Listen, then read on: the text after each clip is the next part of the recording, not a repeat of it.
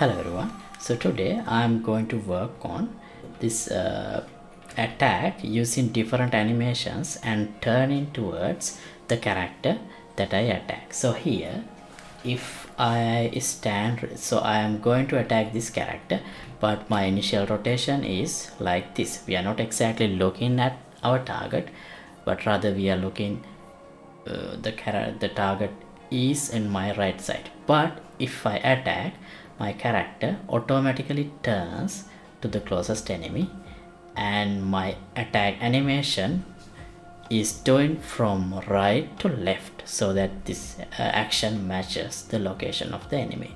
But if I stay like this, now my the closest enemy is on my right. So check, I am using a different animation now. This will be automatically selected. See, my character is doing a backhand, so it matches the position of the enemy, and also it rotates to the right, so the rotation also matches with the type of attack. So here again, like that. Okay, and that's what we are going to work on today. And everything is, as you can see here, this smaller screens are clients and the bigger screen is server. So it works, it properly replicates from both client to server and server to client. And this is what we are going to work on today. And in case you haven't watched, so this tutorial is a part of this action RPG with gameplay ability system series that I'm doing. So you can watch the previous videos in this playlist. I'll leave the link in description, and also you can download the project files of this project and all other thousands of projects that I have done in my channel from the Patreon page. I'll leave the link in description below. Feel free to check it out, and let's get back to today's tutorial. So currently, if I do an attack like this, as you can see, even though character is right there, my character, the character who does the attack, does not rotate towards the character that it hits. So here it would look good when I do the attack if it turns to the closest enemy, and that's what we are trying to do today. Okay, so for that, let me go to the abilities, and here this GA light attack sword. So this is the gameplay ability that is responsible for doing the attack. Now I need a way to find out the closest enemy, and then I need to rotate towards that enemy when my character do the attack. So for that, I can write a function to get the closest enemy, but it would be better if I do this in this parent class, which is this one.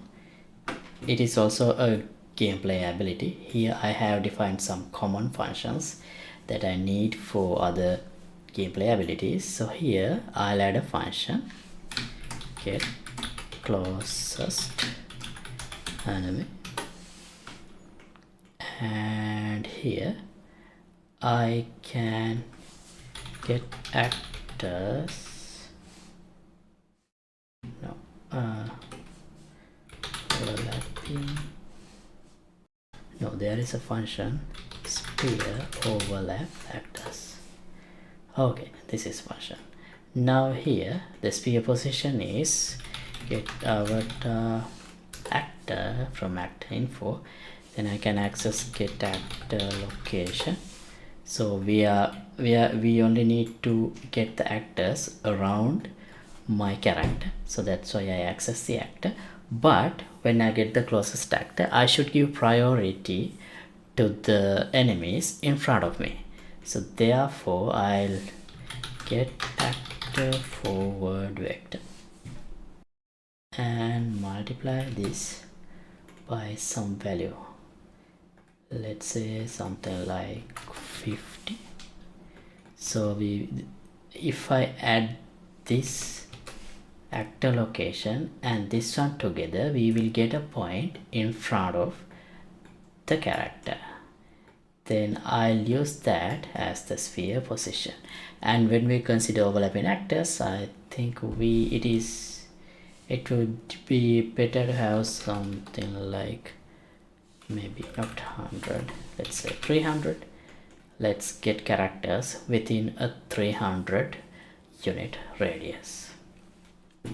Now out of these actors, so this boolean value, oh wait, first we need to give object types. So let's make an array, and I am only concerned about pawns because we only need to attack other characters. So all the pawns will be considered as enemies. At the moment we don't have allies, so friendly characters, so just any character it's safe to consider as a enemy. And we should of course ignore my own character, otherwise we will always get a reference to my own character as the closest actor. Okay, now here, if this is true, that means we do get some actors. If this is false, well, I don't think we need to consider that. Let's just run a for each loop, and this will not run if we don't have any values here. So each of these elements will represent an actor. From this actor we can get distance to my own actor. But if I use this function, again this will use the actor location, so the closest would be, so we will not get priority to actors in front of us. So therefore let me promote this to a variable, a local variable. I'll call it front point.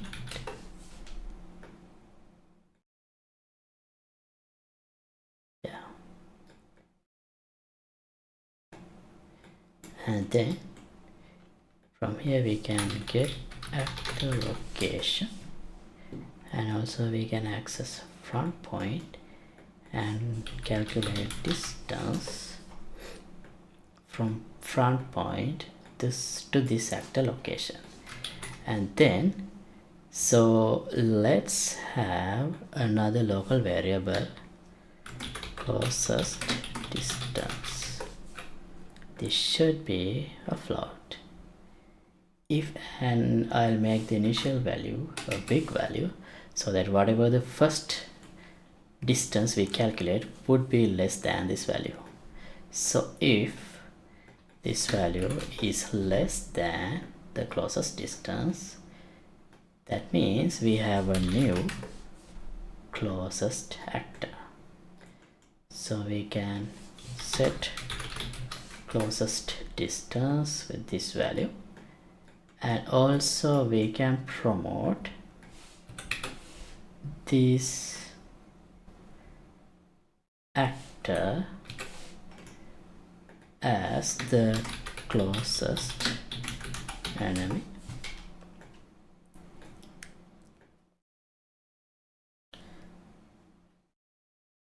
Right, I'll just use the name closest because I may have to have a variable later on in global level for closest enemy. Okay, so I just call this closest, right? And then at the end I'll add a return note here. Let's return closest. I'll call it closest enemy. Okay, so now in here, before we do an attack, I'll run get closest enemy. Hold on a second, I think it would be better if I make this a pure function, so that we can do it like this: get closest enemy. Right, now let's promote this to a variable, closest enemy. Okay, and now if the closest enemy is valid, we need to rotate my character towards that enemy. So basically I need to modify the rotation, but if I do that here, it would be visible. So instead it would be better if I do the rotation change while I play the animation. So that means maybe after this delay, because when I do that, the rotation change will be masked by the animation character movement. So that would look better. Okay, now here, how should I do? Let me add a sequence like this and collapse nodes, rotate to enemy. So here, if I have an enemy, a valid enemy, then I can get actor location. So I can get the location of that enemy, and I can get avatar actor from actor info and get actor location. So now we have two locations. Then we can find look at rotation from my avatar actor to this closest enemy, and then I can set actor location of my character of the attacker, sorry, not location, rotation.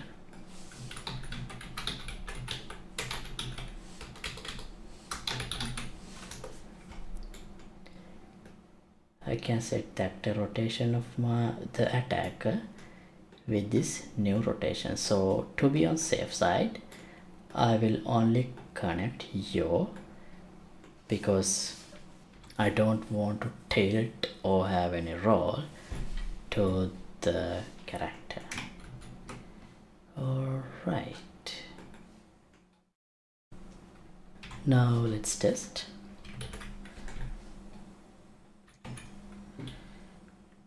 Here, now my character is facing this way, but if I attack, see, character rotates to this character.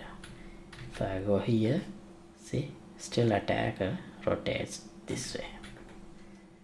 So it looks a little bit bad when I do the attack like this and turn this way. That's because I'm attacking from right to left, but my character turns from left to right. In this way it looks okay, but this way it looks bad.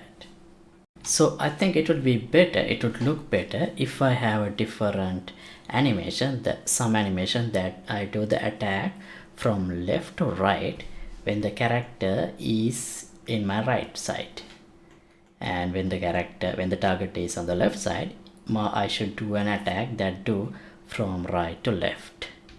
Okay, also here I think I should do the rotation first and then this, because I noticed that in the first hit the target I don't see the blood trail because it does not register as a hit. Now it should, see, I get the blood trail. Okay, now to fix this issue, so here I'll add another in output, left or right. So this will basically say if the closest enemy is into my left side or into my right side, considering the forward. So to calculate this, I'll how should I? Okay, I'll first check if this is valid. Let's first check if we have a valid closest enemy here, otherwise we can't do any calculations. So if this is false, then of course we can return with in this case I'll return true, so that I will do the default animation, which is right to left. So here, if it is valid, in that case I need to do some calculation. So okay, I'll get avatar actor again, and then get actor right vector. So I'm going to get 2 points on my right side and on my left side, and multiply this by, let's say, 100, and then if I get the front point and add these two together, I will get a point in my right side. So this would be in my right, and if I subtract this, this would be a point in my left side. Right, now I can get the location of the closest enemy, get actor location, and then we can calculate distances to the right point and distance to the left point, like this. So if distance to right point is less than the distance to left point, that means the character is on the right. But also doing the attack from right to left should have more priority, because let's say if the two distances are almost close, I think it would be better to use the right to left attack, because that's the attack that looks more common. So I'll subtract the right distance, the left distance from the right distance, and check if this is larger than -10. Okay, now I'll return this here. And then so true means character is on left, false means character is on right. Now here, this animation, this is right to left, so when the character is on the left side, this is more suitable. But I have another animation, this animation, this is right to left, and I have created a montage also, just like, oh wait, why is it not there? Okay, so here, so I'll do it like this. I'll play this montage when the character is on the left, and this montage when the character is on the right. So here I'll do a select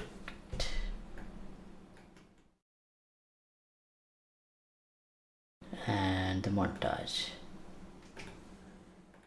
This is when the character is on the right.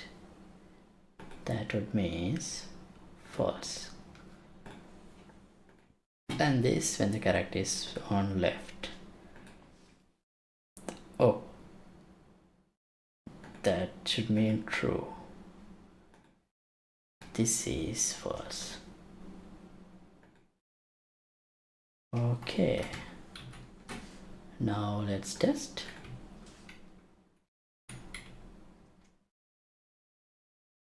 Alright, if I'm like this, see, now character is doing the backhand. So now it looks more natural. And also one last thing, let's check this on multiplayer environment before we stop this episode to check if everything is working in multiplayer. Right, let's test with the client. The big one is a server attack from right side, and okay, wait, let's turn these characters like this so that we can see what's going on over there. Right, so everything is working.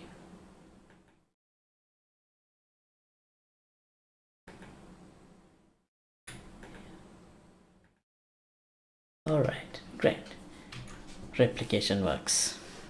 So thanks for watching, and don't forget to like and subscribe. As always, updated project files will be available for the download in Patreon page. Link would be in the description below. And feel free to let me know what you guys think in the comment. And see you in the next episode. Goodbye.